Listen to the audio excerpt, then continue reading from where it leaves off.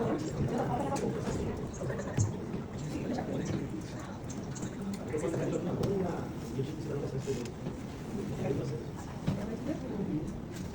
noite, presidente. Boa noite, mesa. Boa noite, vereadores. Boa noite a quem nos assiste pela TV Câmara, quem nos assiste presencialmente. Hoje, vou manifestar para toda a sociedade o processo que eu enfrentei no Supremo Tribunal Federal. Sem ter foro privilegiado, sem ter cometido nenhum crime. Isso, como eu sempre digo aos meus amigos, aos meus seguidores, aos meus eleitores, que acompanham a nossa luta pela liberdade. Alguns estados do Brasil e algumas centenas de cidades eu percorri com a bandeira da nossa amada cidade de São Gonçalo, junto com a bandeira do Brasil. Nas minhas mãos, a Constituição Federal.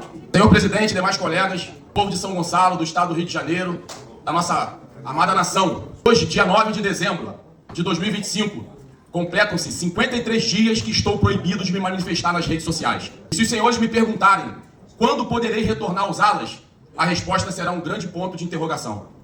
Como parlamentar, representante da parcela do povo brasileiro, preciso deixar esse registro institucional, uma vez que minhas redes sociais são uma extensão do meu mandato, um instrumento legítimo de comunicação com o povo gonçalense, com o povo do meu estado do Rio de Janeiro e de todo o Brasil.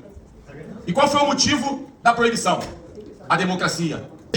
Fui cerceado da minha liberdade de pensamento e de expressão em nome da democracia. E percebam, estou me silenciando para pagar por algo que supostamente fiz, por algo que supostamente ainda poderia fazer. Eis a questão. A nossa Constituição proíbe a censura, determinando, porém, que seja punido aquele que praticar algum ilícito. Punido pelo que se fez, nunca pelo que eventualmente fará. Mas em tempos de democracia relativa, bem como denominou o atual presidente do Brasil, o subjetivismo impera. E o que vale são as interpretações. E quanto à minha situação, qual foi o meu crime que a Procuradoria-Geral da República me denunciasse perante ao Supremo Tribunal Federal? Meu crime foi ter a presunção de que eu era livre para me reunir e manifestar meus pensamentos e divulgá-los nas minhas redes sociais. Meu crime foi ter lido a Constituição, levado ao pé da letra o que diz os seguintes artigos no inciso 5º. É livre manifestação de pensamento, sendo vedado o anonimato. É livre a expressão da atividade intelectual, artística, científica e de comunicação, independentemente de censura ou licença. Todos podem reunir-se pacificamente, sem armas, em locais abertos ou ao público, independentemente de autorização, desde que não frustrem outra reunião anteriormente convocada para o mesmo local, sendo apenas exigido o prévio aviso à autoridade competente. E o artigo 220, em seu parágrafo 2º, a manifestação do pensamento, a criação, a expressão e a informação, sob qualquer forma, processo ou veículo, não sofrendo qualquer restrição, observando o disposto nesta Constituição. É vedada toda e qualquer censura de natureza política, ideológica e artística. Meu crime foi ter me reunido com milhares de pessoas e ter exposto meus pensamentos de forma de uma manifestação política. Meu crime foi ter me manifestado pelo lado errado, proibido, à direita, e ainda quiseram usar o fato de meus filhos estarem presentes comigo em uma das manifestações, dizendo que eu estava envolvendo menores de idade em atos ilícitos. Talvez, se eu estivesse levado a ver e tocar um homem nu a uma suposta manifestação artística, estaria tudo bem, pois, para isso, a liberdade de expressão e manifestação. Não quero adentrar agora no mérito da questão. Para bom entendedor, um pingo é uma frase que explica todo o contexto. Mas, por estratégia jurídica, assinei um acordo de não persecução penal com a Procuradoria-Geral da República. E desde a assinatura deste acordo, tive que interromper o uso das minhas redes sociais. E o que isso quer dizer? Quer dizer que, por estratégia jurídica, optei por não enfrentar um processo criminal no Supremo Tribunal Federal, evitando um desgaste devido ao já consolidado posicionamento da Corte acerca do tema pelo qual fui processado. E como um bom democrata que sou, observei o acordo já homologado pela primeira turma do Supremo Tribunal Federal, apesar de entender, junto com as escritoras e defensoras públicas do Distrito Federal, doutora Ana Pontier e doutora Bianca Rosieri, que o acordo de não persecução penal que assinei, para os casos como o meu, tem sido usado como instrumento punitivo à liberdade de expressão, ou seja, uma verdadeira antecipação da pena. Nas palavras delas, ferramenta de perseguição política contra pessoas que exerciam seu direito de liberdade de expressão. Como bom democrata, observei à risca o acordo.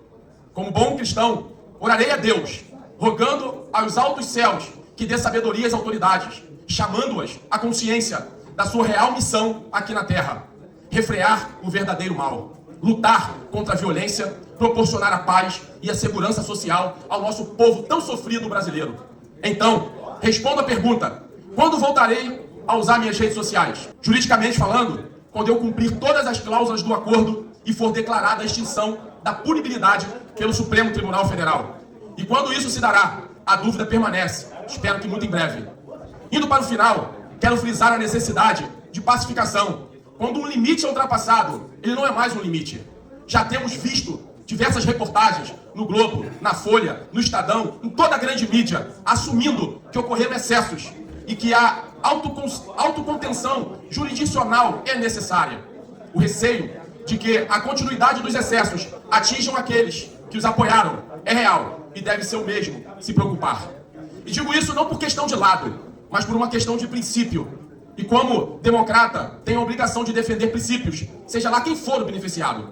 Hoje, são os milhares de patriotas presos no Brasil, são os exilados espalhados pelo mundo, são os ex-ministros e até mesmo o ex-presidente da República, Jair Messias Bolsonaro, que está preso. Hoje é a direita. Amanhã, os abusos podem alcançar qualquer pessoa que os donos do poder simplesmente considerem estar atrapalhando seus planos e arranjos. Nesse momento, já não haverá nem esquerda nem direita. Por fim, penso que precisamos pacificar a nossa nação, até mesmo para que a alternância de poder na nossa democracia não se transforme numa alternância de perseguição. Posteriormente, diante do ressentimento dos outrora sofreram e porventura venham assumir posteriormente o comando. E o melhor, instrumento que temos à disposição, haja a pacificação para que todos os envolvidos sejam beneficiados. A anistia ampla, geral e restrita. Muito obrigado, vereador Rodrigo Duarte. Estou aqui expressando toda a perseguição que venho sofrendo. Mesmo sem ter foro privilegiado, enfrentei um duro processo no Supremo Tribunal Federal. Mas quem me conhece sabe que, independente de religião, nós temos um Deus. Eu sempre digo que a verdade, ela se defende. E a justiça de Deus, ela se fará na nossa nação, para que todos nós e todo o povo brasileiro possa em breve ter paz, tranquilidade, para tocar as suas vidas, lutar por um dia melhor do que o outro e fazer com que a oportunidade possa chegar a todos. Muito obrigado. Deus abençoe o Brasil. Deus abençoe a nossa cidade.